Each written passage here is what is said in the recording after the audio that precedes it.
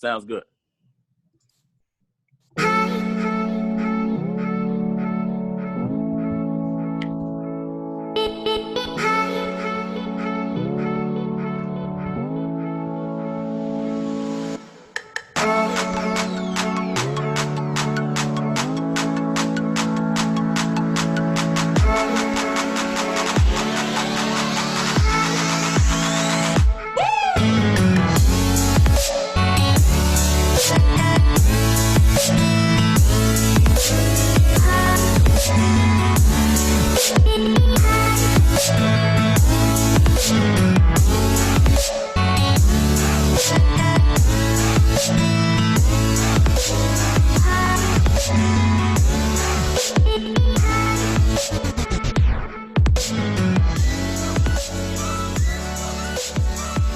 Welcome back, Washed Up Walkon fans, episode 129, I think, of the podcast. And today it's pretty exciting to bring you guys one of the parents. We got a parent on the pod today.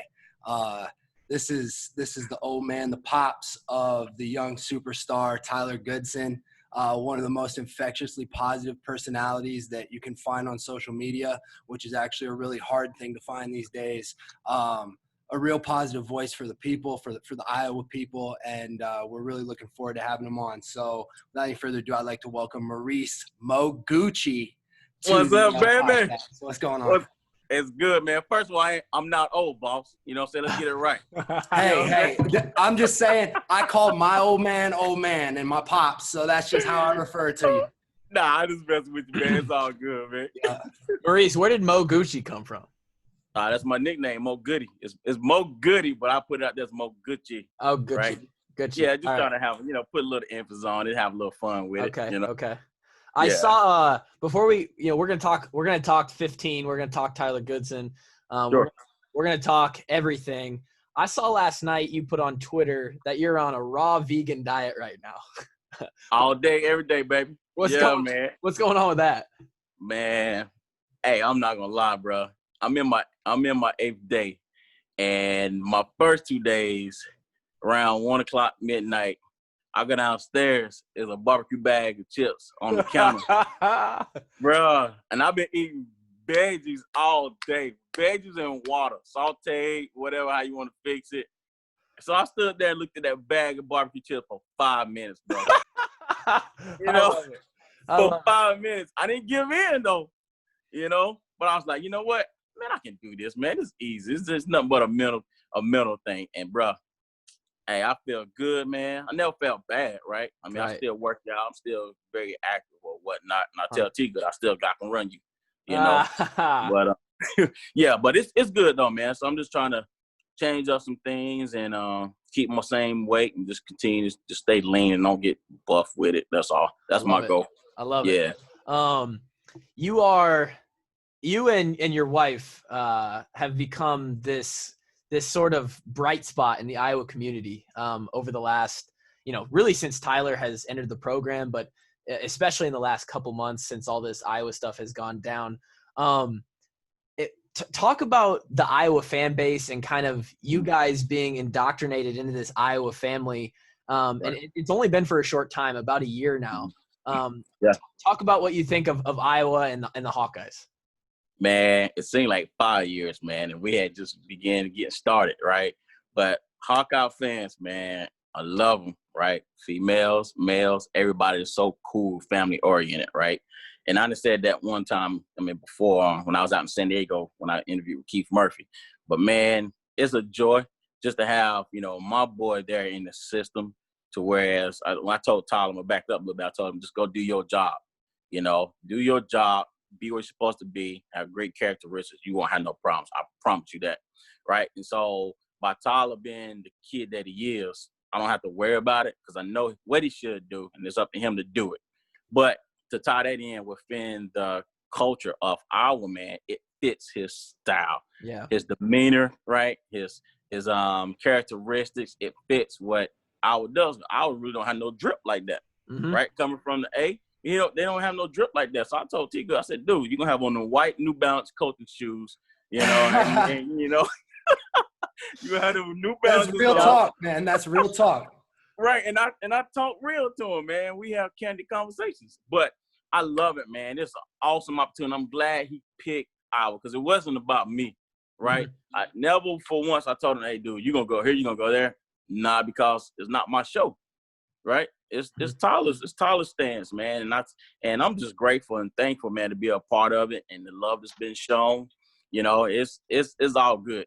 I'm very thankful for it. Down to the scheme, you know, of the offense, right? And the play style that Tyler has, man, it fits. But as the pro, you're at the spread, right? You know, it fits. And then the protection there, man. So I love it from the football out to the community. Everyone's so down to earth, so cool, man. Yeah. So And how much do you like your son running behind a big old fullback? oh, absolutely, all day. I mean, because fullback's great again, man. man, I'm trying to tell you, that's why I told him when we was going through the recruit process. I said, bro, there's no other school that have a fullback. Give you that extra protection. You know, I said, no, they pulling that tight end and use him as a blocking back or whatnot. But coming from Georgia, you know, and he was running the spread, the Wildcat, right? So we run a pro style offense. I said, dude, just imagine now you got that protection. You got two tight ends split with a fullback. And the hogs up front. Come on, man. What more can you ask? Yes, sir. Yes, sir. Yeah. Kevin, so welcome. It's all good, man. Kevin, welcome to the podcast. Hey, yeah. Glad to be here. Sorry I'm late, fellas. Mo, good to see you, man. You too, boss. What's up, man? I can't see your face, but I can see your emoji, though. Yeah. I'm in the car. I'm driving home from work. My apologies. Okay, it's no big deal. It's all good. We got Before we hopped on to Kluver, I was talking to Maurice, and I was asking him like how Tyler became like the player that he was, because when we were 18, we belonged nowhere near the field. Oh. And at 18, he's out there dominating. And Yeah. like he talked about how the training from a young age, and I thought it would be cool for the fans to be able to hear like what Tyler's been doing to kind of become the player he is from the time he was 5 years old. 100%. I would love to know. I've seen videos this off season when the quarantine hit, Mo, Right. Tyler and Taylor, and I think a couple other kids down there too. Yeah. We're Right. training with you, footwork drills, stuff like that. And when I see something like that, it makes me think of my own father. My dad coached me in basketball and football. And I mean, we would be out on the baseball diamond hitting batting practice by ourselves. Right. So I see that happening, and I just feel it. I want to hear about Tyler's internal drive, because I feel like he just has it. As I jumped on, you're talking about how he just has it. But talk about, as a young kid, what Tyler was like and how he came up and when he started really training and wanting to be something more than just a high school football player. Right. Well, man, I'm going to tell you, I knew we was in my father's backyard, man, and there was this little, I think it was a Rottweiler puppy that was chasing. Man, Tyler, gone, out of there. I was like, what? So I said, okay. To be his age, he running like that. So that sparked something in me, right? And so I took that, man, that little small stint. He probably could have been running less than 0 miles per hour, but he was that much further ahead of the dog. So I said, you know what? All right, 5 years old. They started playing ball at 5. Him and Taylor on the same team throughout their whole career, bro. But the training, man, I was so stern in training to create separation, because I knew as they gravitated and got older, bigger, faster, stronger, the work ethic that I had when I played ball, I said, okay, I'm going to use what I have, and I think the DNA that they have, get it from, me by being like stern in my approach of how I prepare for the game, how I practice, right, and how I just did. Like, I just go out the practice and just run sprints, man, 100 yards, straight gassers, right? Then I just break it down. So my point is that when they was about 5 and 6, I used to throw bricks at them, right? Yeah, hands down. I used to throw bricks at them. If you can dodge a brick, you can dodge a defender. There you go, right? I threw bricks at them. And so, of course, they didn't like it. And I was like, I didn't care. I didn't care. You going to catch this brick today, right? So I would start out by under-tossing it, right? Yep. Right, just to see, get in the field, get their hands and their eye coordination. That was my point. I wanted hand and eye coordination. I played baseball, so I knew about hand and eye coordination. So I started doing half bricks, getting their hands. I said, okay. They started getting it. Then I started tossing full bricks. They started getting. I said, okay. So I started throwing overhand bricks to them. Right? I started throwing overhand bricks, and they was catching it. I said, okay. So then I would make them start run heels, man. We run up banks, backpedaling up. Because Tyler played cornerback too, you know. Yeah, I was gonna ask that if he was a defender in high school as well. Yeah, he played corner and running back, but in high school he didn't because in the system that we ran, they only wanted, you play one side of the ball. Sure. Right. But the point of it is growing up through, back home in Charlotte where we're from, the training, man, we always did something after work. When I came home, if I was tired, I still did it, man. Yeah. I would throw frisbees at them, let them go up and get the frisbee to jump. So I did a whole bunch of things to try to accent their game at a young age to create separation to be better than the others at that age. Mm-hmm. Right. Mm-hmm. So my point of it is also I try to create a confidence, that level to where prepare them for any big game moment, whether it's little league, high school, college, or whatever. Well, let me tell you, Maurice, you did something right because and I know that a lot of it is Tyler as well. I have to imagine that when that separation that you're talking about, when they started to recognize that, I'm a little bit better than everybody else, and it's because of the work I'm doing, not in a cocky way or a look at me way. I have to imagine that fired them up even more. Because that's the way a competitor works, right? Is they see that separation and they want to widen that gap. Right. And man, the gap was widened because when Tyler got to college last year, he stepped in. Fans were calling for it all year, and then he finally gets the start against Minnesota, and he stepped in and looked like a guy who had been there 2-3 years, a guy who was under a strength and conditioning program for a couple years. And he didn't get the beat. Is that always the way he's been? Just step up to the plate and just knock it out of the park? He was the number one running back in Georgia, right? Yeah. Yes. Yep. What's that like? Because we didn't get recruited. What's it like to be the number one recruit? Man, let me tell you something. The number one back, all state, all county, all region, right? Consecutive years. And then to go over, 1,000+ yards, man. And to do it in the 7A conference in Georgia, you got other P5 players, man. You got good competition coming in. You got 250-pound, 40-pound linebackers to where they try to come in and knock your head off. So he had to be strong. And the condition of our program with Coach Stewart, right, he was prepared physically, man, and mentally, to handle, to go into college. Of course, he's going to make some mistakes, but he had to learn along the way. But then physically and mentally, he called me one day. He said, Dad, he said, man, this is easy. I said, what you mean easy? I said, what you mean easy? He said, no, the workout's not that bad. He said, man, I thank God that I played in 7A in Georgia, and then Coach Stewart was my coach because he was that hard, bone-headed coach that got in my stuff, and that prepared me for me to be with another hard coach. Yep. And I was like, see, that's where it is. So with Tyler, man, he always worked hard, right? So his work ethic was there, and I think by him being in, they won a championship, him and his brother, on every stage. Yep. Right? Little league, consecutively, high school state championship.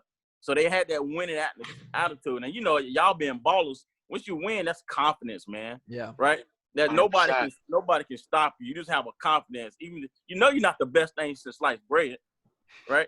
Because it's gonna be someone better than you. Because I tell them all the time. I said, dude, if you would have planted off that left leg, man, instead of on that right leg, dude, you got about 5-6 more yards. You garbage, bro. Yeah. I tell them, I use that example, man, and I tell them, I said, dude, you continue to work your craft, man. So when it's time to pop and you get your opportunity, God's gonna take you where you need to go, bro. Mm-hmm. Mm-hmm. But he always, man, had that work ethic mentality, and that's one thing I'm so thankful and grateful for, man, to where I didn't have to make him get up and go do it. Yeah. Right. Yep. And so, just being with some of the guys that train them, man, it's been all good and just forced them to make them better, man. That's awesome. So you're a year into the program, or Tyler's a year in. A couple months ago, all this stuff goes down, right? And as a former player, we had our own kind of reaction to it. Right. Many of the guys who were, telling their stories were guys that we played with. Yep. And we've kind of talked about our perspective in that sense as a parent, especially as a young player in the program. Right. What were the initial emotions of that in the reaction? Man, I'm gonna be honest with you. When we caught wind of it, I mean, of course, we caught wind of it quick, right? Right. I was in the program. I sat him down. I said, T Good. I said, hey, come downstairs, man. I called him on his phone. I said, come downstairs. He said, all right. He got down. He said, what's up, Dad? I said, dude, you have a problem at all with any of the coach? And I asked him that because I'm very close with the coaching staff, and I talk to on a regular basis. Yeah. So I know for me personally, I don't have a problem, right? Nobody rubbed me the wrong way. But he was like, nah, Dad, I don't have a problem. I said, okay, well, if you don't have a problem, then I don't have a problem. But if you did have a problem, we're going to have a problem. Yeah. Right? For sure. And so, but then too, I couldn't neglect the other players' feelings and their emotions for what they brought out. Right. Just because I have a, black kid in the program. I mean, I had hard coaches, man. I had coaches throw buckets at me, cuss me out, say all kind of things. But I didn't think it was offensive. They was just hard on me because they wanted to bring the best out of me. Mm-hmm. Right? So with T Good, when he told us that, man, I said, well, we good then. We go to. We don't have a problem, but we gonna still have be slow to speak and quick to hear, and we watching, right? Yeah. Just because Tyler does what he does in the program, we still watch, right? And we ain't getting that twisted, but at the same time, it just felt like I'm like, why now? I'm like, man, be your man. If you got a problem with Drake, Travis, you got a problem with him, vice versa. You come to each other in the locker room and you handle it, right? So we always kept things in the locker room. Coaches didn't even know nothing what was going on. Yep. I smacked the dude smacked me in the locker room. Nobody know about it to this day. Yeah. Right? Dude spit on me in the back of my head. I turn around and punch him in his nose. Coach don't know about it. So being real, man, with real, y'all ballers too, man. In the locker room, there's so much that goes in the locker room. But you got to learn how to press it, come together, talk it out, and communicate, man. If we can talk it out, communicate, then take it to the coach, you have some type of structure behind it. 100%. So, so that was our, the way we dealt with it, man. And I can call coach, text coach, anytime, and I don't feel anything that they doing, wrong for against my boy. I'm curious if, curious if you talked to any of the other parents too, and what any of their reactions were. Yeah, I mean, a lot of people hit us up, man, and I put it this way: T Good don't have a problem, we don't have a problem. Yep. And I just nip it in the butt just like that. Because what's not gonna happen is you're not gonna drag me into something to where to make me jump on board with you to where I don't want anything to deal with in the first place. Right. So don't be calling me 2 o'clock in the morning, 1 o'clock in the morning. Hey, did you see whatever, blah, blah, blah. Man, I don't have time for it, bro. And I'm just candidly speaking real, Your situation. If you want to, and my situation. But for the program, I want it holistically to be on point because, you want it to be evenly across the board. You just don't want to say, okay, this player, he don't have this problem, this player has this problem. No, how can we come together to make this, to unify this thing so everyone is happy? And since you have a relationship with the coaching staff and Tyler's obviously in there, is the temperature of the room, is it good? Is everybody, we're not in there anymore. We obviously care about the program a lot. So we just want to know everything's in good hands. Yeah, everything's in good hands, man. I'm going to tell you right now, man, those boys fired up. The room is even more intense. T Good like, Dad, I got the locker room hype today, man. We play, the baby, we playing this and this and that. He said, we ready. He said, we ready. And so I think it brought about a more hunger, right? Yeah. Okay, you try to tear us down, right? Okay, we're going to show you. We're going to stick together as a unit, and we're going to come out as pure gold, and we're going to make this thing happen. So, but they fired up, man. They fired up. Man, very fired up. That fires me up, bro. I'm so ready. I'm telling you, man. What was it like going back to last year? Mm-hmm. I guess not expectation-wise, but Tyler got a taste. He was playing, he was getting reps, and then he finally has that game. As a parent, he finally starts. What is it like to see your child finally get his chance? I have to imagine that's just such a fulfilling moment. Man, let me tell you something. When he ran out on the field, right, I started crying, man. Yep. I did, because all those feelings, those emotions, all the hard work that he need to put in, right? I was like, oh, my God. And then for him to get his first touchdown, collegiate touchdown, it was so special. And it brought about every memory when I was in the backyard, drawing up plays, right? I was like, okay, Tyler, you're going to run through this 2, this 4, this 6 hole, right? All right, now I don't want you to cut it too thin. We're going to pitch it out to you, right? I don't want you down it too close. So if you go through this 1, 3, spot 7, this is what we're going to do. It reminded me of every moment when I was just handing that thing off and he go up the hole, right, and just hit it. So all of that, man, all into one 1 yard touchdown, goal line touchdown. I thought about all of that, man, and I was just like, I broke down, man. I started crying.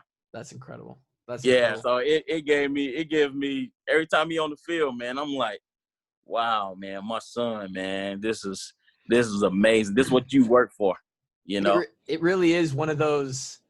Oh wow, we got 2 Kevins now. That's more Kevin than we've ever had on this podcast. Cool.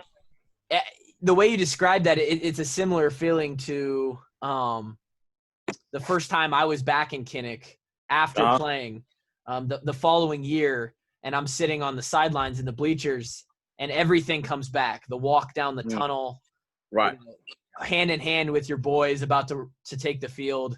Right.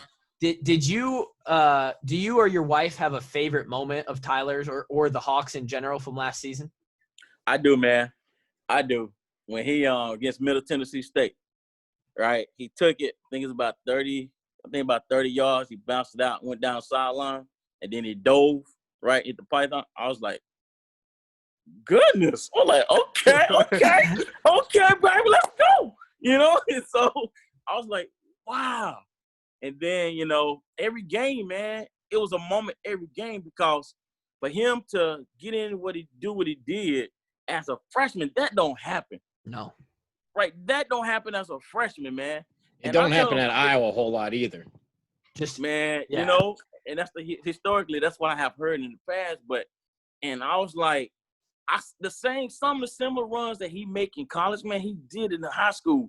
And so I was just comparing film the other day, and I was like, the run he did against Minnesota when he, bounced it out, stiff arm, and stiff arm another guy in the second tier, then he ran over 25. Man, he had the same run in the playoffs. And I was like, wow. I was like, man, God been good to you, boy, because I didn't have that skill set, boy. I think the same thing when I watch him. I watch the TV and I think, man, what I would have done to just be able to do this. Man, you know what? I'm telling you, man, and it's man, like I say, I can't give no credit to me, right?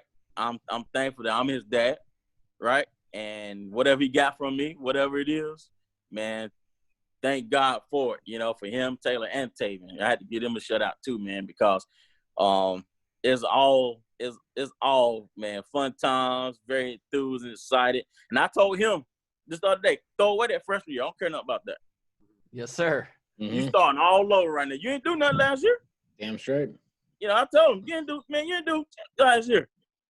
I said, so right now, you ground zero, boss. I said, this year, I'm telling you, I said, this year is your junior year of high school. Like we talking about. I said, this year is your junior year of high school, dude. It's setting you up for something. It's setting you up for something. I don't know what something is, but it's setting you up to, in junior, you getting your offers, right? You ready to make yourself getting ready to go to college. I said, so this year is so special, man, because there's a lot of pressure may be on you. I said, weed that out. Don't pay attention to social media, because as good as you done, make a mistake, fumble. They gonna talk about you when you're doing good. They gonna talk about when you're doing bad. That's 100% true. They Yeah, talk a that's lot Twitter louder for you when right you're doing there. bad.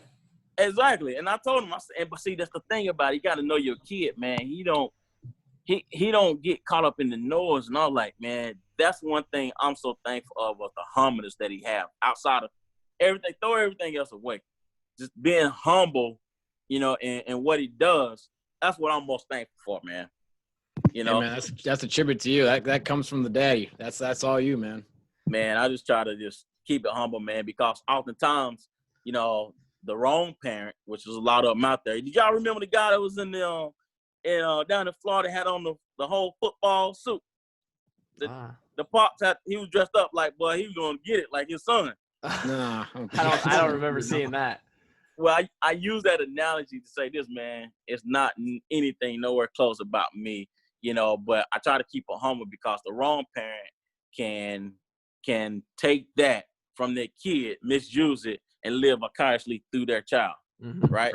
Right. I'm not gonna do that because I tell Tigger, I'll smack you dead in the face. You know, I'll smack you dead in the face, boss. You know, we ain't playing them games. But at the same time, man, I'm just thankful. We go in and rock this season out, keep them grades high, and do your job, boss. Yes, sir. I'll tell you what, if he can work with the mindset that it's just to still have a chip on your shoulder, still got shit to work for, and Exactly. what he's done is nothing. Like that's a dangerous mindset. That's a dangerous thing to have with a kid who's that talented. Man, I appreciate that, man, and I tell him work on something every single day. Like my buddy, prime example, starting fullback that blocked for Jamal Lewis at Tennessee. His name Philip Crosby. Well, we grew up together, you know. We both got recruited by Tennessee, whatever. He went to go on and play there. Well, what I did, I told Tyler, I said, beginning of the season, boy, your blocking was garbage, straight garbage, right? You ain't had no technique, boy. You know, linebacker come there going to blow your head off, boy. And so I said, what you got to start doing, man, you got to meet them in the gap, you know? Don't just let them come in and bull rush you. So I called my boy. I said, we call him Philly Cheese. I said, Cheesy. He said, what's up, baby? I said, hey, man, give me a viral video of blocking techniques, right? He started with the Buffalo Bills fullback, boss, right? I said, give me a viral video of some blocking technique to show T Good how it's done. Man, next thing I know, he started progressively getting better in the blocking techniques, man. You know, just by, you know, Coach Foster, give him credit too, because that's his position coach where he's showing him.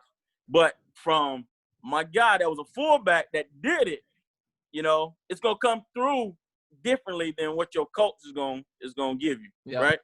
You know, so I had to give credit to both, man. And so he started doing it. So I said, that's okay. If you have that weakness, we're gonna perfect it and work on it. So by mid-season, you should be okay. Yeah. So I kind of use those, man. I kind of use those different type of strategies, man. Try to just give him something in his game a little bit. Is there anything else he's looking to improve on going into this next year? He said that he said he was watching film the other day, and the couple of runs that he was running, that he made, he said he was running too wide, right? And he said, I see. Okay, I see. Even though he made a long gain, he said I could have got downfield much faster if I wouldn't have widened it out, you know, too wide. So he told me that he was trying to really just study film to perfect the things that make him more efficient, you know. He said, because so much is thrown at him so fast. He said in the beginning, you know, he was sitting down with Stanley and the assistant running back coach, and they was going over like a couple hours out of practice studying film to try to get him up.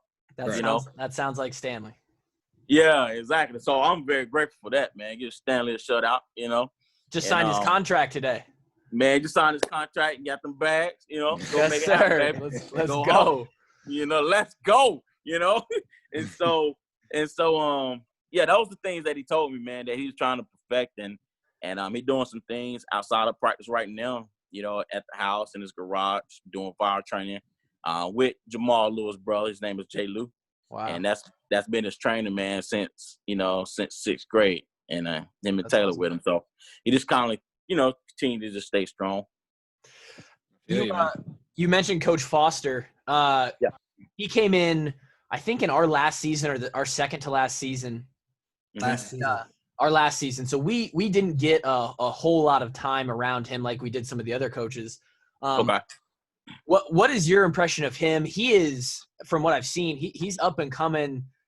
Like he's doing a really good job with the backs, and I've heard nothing but good things about Coach Foster. What's your impression of what does T Good think of him? T Good really likes him, man. He said, Dad, he remind me a lot of you, like a father figure. And I was like, okay, there we go. So that's what you want. I said, me and Coach Foster talk all the time, man. I said, Coach, you getting his tail, right? I said, don't be nice. I said, you don't have to have my permission. You're a college coach, right? I said, but we talking boys. We both played the game. I said, you already know. Man, he was like, Mo, you already know what it is. So he stay on him. He challenge him. If like they have a meeting, right? And then like 2 hours later, he'll call him back. Hey, what do you do on this such and such play, right? So quizzing him to make sure it stick, right? He not just using muscle memory just to memorize it, right? Yep. So man, he does stuff like that, man. And man, him, man, mad cool. Share a lot of similarities, and I told him I'm taller than you, boss. You know what I'm saying? You little short, bro. I had to say that. He is a little guy. He's a little guy. We be talking to each other, just having fun with it, man. But man, he's a dog. Coach Foster is a dog with X's and O's, man. Yes. I mean, when they talk for about 2 hours, just talking about X's and O's. That's awesome. Right. Yeah, so I try to create a relationship. I ain't try to create. It just formed and happened that way. To whereas past the recruiting, I don't care about that. Now let's add some substance. Yep. So Coach Foster, man, that joke is so smart, man. X's and O's, seriously, did not play running back like that. He knows, man, what to do and think outside the box, create scenarios, create like false positives to make them think outside the box. Yeah. That's what I love about him, man. The chess game, man. Once you start to understand how it all moves together, it becomes a beautiful symphony. And that's what he said, man. And I see it because he'll FaceTime me, man. Hey, Mo, man, this play right here, man, T Good didn't do this, man. You know what I'm saying? So he don't just give you all the glory, right?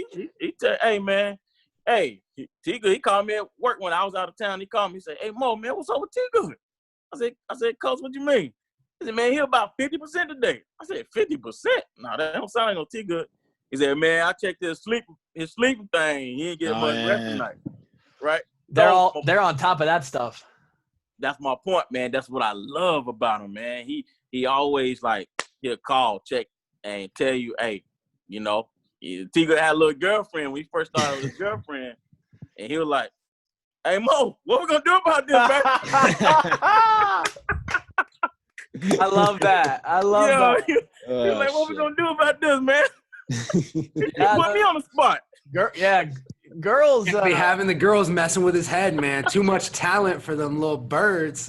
Yeah, I'm trying to tell you, man. Mm-hmm. Now, there is a girl that is a woman who plays a vital role in this whole situation, and that is your wife. What's her Twitter name? Felicia, right? Yeah, Felicia. Favorite on Twitter. Yeah. Favored. Hawkeye Nation is in love with your wife, Mo. I mean, she has become an all-star celebrity Hawkeye mom, and I would love to hear what everything that you attribute to her in Tyler's development, in kind of the mindset, the way that the relationship that they have, because she seems to play a vital role in your family dynamic. And and I have to imagine all of the good traits that Tyler has. A lot of that comes from her as well. Yeah, he just got a little bit from me. You know what I'm saying? A little bit from you, a lot of bit from her. Yeah. I give credit. I give credit to where it's due. And I told him the thighs, boy, you got to get it for your mama, boy. So, but yeah, man, very, very, very keen, very in tune with the athlete, man. She know the game, no X's and O's. She didn't have a choice because she's in a house full of boys that's athletes, right? Right. But she would tell him, man, dude, man, you stinking it up, man. What's going on? What's going on, man? Y'all don't bullshit around the Goodson family, huh? No, we don't. We don't fall for okey doke, man. And that's how you gotta be, though, man. I tell if I would do a workshop, man, go out the country and tell people, man, I say, man, just be candid up front and just spill the beans, right? That's only what's gonna make you great, right? So, but man, and that's what she does, man. She make them boys great, man, and stand on academically. So what we did in our household, we split it up, right? To where she handled all the academics, I handle all the athletics. That's a Hey, good that way to sounds do like it. a pretty good deal. I hope my wife agrees to that. But here's the rebuttal though now. I stay on their tail academically now. I'm still in there. Of course. You know, but she handled that, man, and I was like, she's smarter than me, man. I'm sure your grades in high school was better than mine, you know what I'm saying? But you go ahead and handle that because I don't have patience with I didn't have patience with them on certain things like writing paper. So me and Taylor and Tyler would fall out a little bit. I was like, man, whatever, I ain't doing it then. You know? And then she'll come in and just rescue and say the day for them. But very instrumental in her boys' lives, man, and I couldn't ask for anything better to be that supporting cast to help them, you know, as they're growing up and to be the men that they are today. So, you know, I commend them for that and had to give her some credit, man, even, you know, with Tavian for what he does in the arts, man. I was like, my son is not a football player? You know, where this come from? You know, but then when that was early, that was real young because I tried to force him to play soccer, play, you know, football, whatever. He didn't want to do it. But I accepted that role. So you got to learn how to gravitate to love each child in their own space, right? And just, you know, send them off, man, and make it happen and cultivate them to them. So that's how she played a strong integral part into their life. Life advice, baby. Life advice. Man, I'm telling you, man. I'm telling you, it's awesome, man, to be in the position that I'm in, man, just by having the boys, the one to do it, you know, that it's hard for one to do it. It's very hard for one to do it. Very hard for one to do it, but to have a second one to do it, man, it's hard. It's more hard, you know, and I'm so grateful, man. I'm so thankful the boys to be where they at to where, man, it's $470K. That I don't have to pay for it, man. I'm thankful, man. You're doing all right, yeah. Got the free education, and you get to watch your kids do what they love to do at a level that just exceeds what other people can do. It's got to be a fun time to be alive for you guys. It is, man, and I don't take it for granted neither, not one day. So, man, I rep Mercer. I have on a Mercer shirt with a Hawkeye hat. I have a Hawkeye hat on with vice versa. So. And I'm just proud. So every other day, you know. And so it just happy times, man. And just going through it and just ready for this kick off the season, man. That's so fun. Before we move on and talk about this upcoming season and how COVID is kind of messing with things right now, I do want to touch on something that your wife and you are doing with the Minority Athlete Coalition. Talk a little bit about that. It started out of this whole Iowa racial disparity thing. Mm-hmm. And just touch on that. It's a really cool thing that y'all are kind of starting up and just kind of give the cliff notes of that. Yeah, so the keynotes to it is that, you know, as players, right, you guys know how it feels to where if you have whatever they say a certain type of coach where you don't have a voice as an athlete. Right. And then certain athletes don't have that strong backbone to where, you know, if Travis, me and you got a problem, you can come talk to me, I can come talk to you. I don't make you feel infuriated, right? Or I don't offend you or you don't offend me. It should be some correlation there to where, you know, okay, let's work this thing out. So, but since this issue did come up and these former players did speak up on it and they expounded up on certain things specifically, you know, she was like, you know, man, I think I want to do something. I said, well, what you want to do? She said, I want to be a voice to the minorities. Well, if it's baseball, basketball, football, soccer, whatever the case, the sector it may be, you know, down to the local high school districts. I want to be putting some type of control in place of protection to where that football player may be scared to go talk to the AD, talk to the head man, you know, because he think, okay, that wrong coach is going to jeopardize my future if I do go say something. Yep. Right. So the mission of it is, man, and at a high level to where want to be that voice to speak for, to build that relationship with the AD, the head coach, throughout the administrative staff, come in and do workshops, right, from a 3 core component, mental health, education, as well as counseling. Because you take Travis, you're a baller, man. You know, you look like Wes Welker, by the way. but you're a baller. You killing them in the slot. I'm just saying, you kill them in the slot.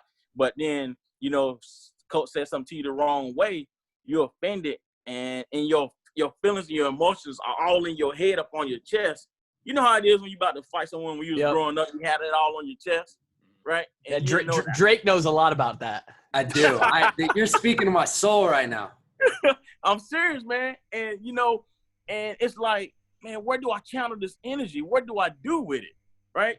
So they scared, man. They're scared to reach out. They're scared to, like, be vocal. Okay, let's grow up as a man. I respect Coach. Coach respect me. I should be able to walk into Coach's door with open arms and say, Coach, hey, man, I got this problem. I got this problem.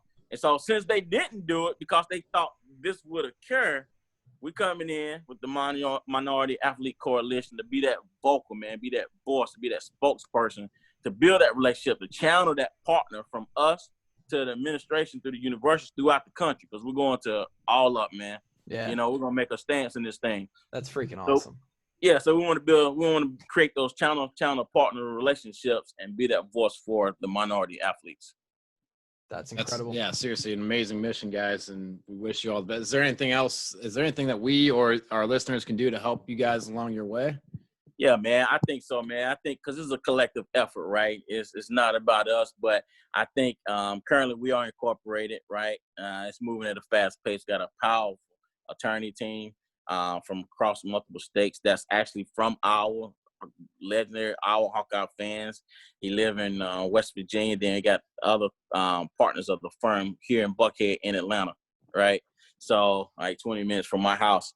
And so we formed this team, and man, holistically, you got like the partners, the chairmen, you got elite people that serve in these high capacity roles, down to the organization structure and get it incorporated, found the 501c3. So we have all that in place, right? So now we just structuring organizational wise. So I think where you guys can come in and help us, and we had like, man, over 1,000+ emails of people want to donate. They want to, how do they know? They want to know how can they serve, right? So we have a lady out in Kansas City, right? That was an athlete at Iowa, man, right? And so she's a director of the company, major firm there in Kansas City, and talked to her friend that write policies and procedures like for surveys, right? Mm-hmm. To come in to get a survey, get analysis of like the players, how you feel, what are some of the questions that you think need to be addressed or things need to be addressed, how can we solidify that? So she's coming in and putting together a plan like that. But I think too, from the media and, nationally broadcast now, you guys come in and help us out to be a spokesman for us, to continue to spread the word, mm-hmm. Amongst collectively, amongst you guys. And then being former players, man, that's a win-win situation, man. Being former players, and I think you guys can speak to, you're not afraid to go call a player out, bring them on your show. Hey man, it's all love. Let's work through this through Minority Athlete Coalition. Let's set this thing up. So yeah. I think you guys have a strong voice, man, that can help us contribute and spread that thing throughout the airways. 100%, man. Because we just like you, man. We want to see Iowa football be the best it can be, and right. I guess we can let the other universities around the Big Ten be the best they can be too. But whatever. Yeah, we don't care about them though, right? Speaking of, I'm sure you saw, Mo, the Big Ten Conference announced that they're going to be doing a conference only schedule. Yeah. COVID has taken its course over the past 4 months, and right now, the episode we recorded yesterday, we kind of spoke our thoughts on it. We're not even sure if there's going to be college football. What has the craziness of COVID, how has that affected the mindset for you, for T-Good? And what's that been like to kind of balance that? It's so weird. If there's no college football, that's going to be a big speed bump in the road of society, really. Right. Well, I speak things into existence, man. I believe I operate by faith, right? And so I look at it like this. My mindset, we're going to have college football. I like T-Good mindset, we just get our FaceTime that we're going to have football season. Yeah, we're going to have football season. So creating that positive realm, man. You don't want to continue to speak negative into the atmosphere, right? Yep. Right. I know what the situation is, and I think I'm not dumb. I know the COVID. I know the procedures and policies and controls. But football backs other programs. Yep. 100%. There's a lot of funding, man, that they will lose, and I just don't think, NCAA will allow that to happen to miss all those funds throughout the university. True. So There's man, a lot of universities that will just absolutely tank without football. Yeah. And it's There not you even go. the big ones, like the small ones. Like Bowling Green was playing 2 Big Ten teams this year. They're going to get paid Right. $2.5 million that they're just out now. Yeah. Exactly. So they're not getting those proceeds, man. So I'm like, let's go, man. Let's get this thing popping, man. You know what I'm America needs football. I mean, We need the worst America way. needs football in the worst way right now. saying? Man, we need it, man. I'm like, man, shoot, I need to get out here and, man, just go out there and put a TV in the back, in the backyard and just watch For football real. all day. Everybody leave me alone. Absolutely. Exactly. Oh my Yeah. God. I would pay a whole lot of money just to have that experience right now. I'm telling you, his life is boring without sports. That's for sure. For sure. Yep. Kevin, Drake, you guys have anything else for Mr. Maurice Goodson here? It's been a legendary conversation. I was man. glad to be having it. That's all I got. No, I I was sorry to hop on late, but man, from what I did get to hear, like it sounds like Tyler comes from an amazing family between you and Felicia, and that's always been the backbone of the Iowa Hawkeyes is good families with their kids in the program. That's where it all starts. That's where it all starts. The coaches can only do so much. You got to bring in good kids from good families, and we're so happy to have you part of the Hawkeye family. So thank you so much. And I hope you started a little avalanche of us being able to get parents on, because this has been quite a pleasant conversation to have. And I would like to really get to know more players' families, because this was fun. Yeah, most definitely, man. And let me ask you this. Are you guys well, first of all, thank you guys for inviting me. Oh, for sure. Always a pleasure to come in and kick with you guys and talk some ball, talk a little trash, and that's what it's all about. But where are you guys currently residing at right now? So I'm in Des Moines, so just 90 minutes from Iowa City. Kevin's still in Iowa City. Still in Iowa City, man. If you ever, I'm sure you're gonna make it up for a few games. Stop by the tailgate. You gotta. Yeah, man. I come up all the time, man, for all the games, and then I still come up there just to hang out with them. Spend time with them. Yeah, we definitely got to catch you before a game and hang out a little bit, because that would be a good time. Drake is out in Arizona. He moved. I damn near live in Mexico. Yeah. Okay. He's out there in that's a different kind of heat. Georgia, I'm sure, is hot right now. But it's 112 here right now. Yeah. Man, my boy out there, like Tyler Taylor's head coach growing up, he's the defensive line coach for the AZ Cardinals now. Okay. Right. And he's out there, man, and he tell me all the time. Then my cousin is on the border of Mexico. He's only like about an hour from Chandler, somewhere in there. No, Phoenix. I live right next to Chandler. Oh, really? Okay, that's where he's. I'm next door neighbors with Chandler. Drake, I give it about a year before you got some warrants on you and you actually live in Mexico. Yeah. For real. Like they said, Mo, you are I have a strong feeling we've done 100 and almost 30 episodes of this show. Okay. It's been going for almost 2 years. We've had a lot of really good guests on, but I really do think that the fans are going to enjoy your episode more than most. Oh man, I appreciate it, man. But it's time to take it to another level, man. You know what I'm saying? Now T Good trying to take it to another level by working hard. You guys take it to another level. So I think by me being a part of it, man, and hopefully I can help, you guys fulfill your vision and take it to another level. Yes, sir. Because you know how it is, man. When you into a thing, you become comfortable. You doing great. You meet, but how can you be more efficient to take it to the next level? Complacency kills, brother. Yeah, so that's why I like to see with y'all, man, and hopefully you guys can join forces with us, and man, and kind of be that vocal, that vocal as former players. That's perfect, because we surrounded all about athletes about this coalition thing. 100%. Yeah. So off air sometimes, man. I inbox you guys my numbers, man. Let's just just chop it up, man. Absolutely. 100%. Have to. And hopefully, like you said, we'll speak it into existence. Football will happen this year, and T Good is going to be scoring touchdowns in just a couple months. Lighting it up inside Kinnick Stadium for Hawkeye Nation. That was episode 100 and I don't even know, 29, I think. 29 of the Washed Up Walkons. MoGoouchie in the house. Let me get a Hawkeye, man. Yeah. Yes, Hey, sir. can you finish this off with Hawks by a million? That's our saying around here. Hawks by a million. Hawks by a million, baby. Let's go. Let's Let's go. go. That's it. We'll talk to you next time, guys. Thanks for listening. Peace.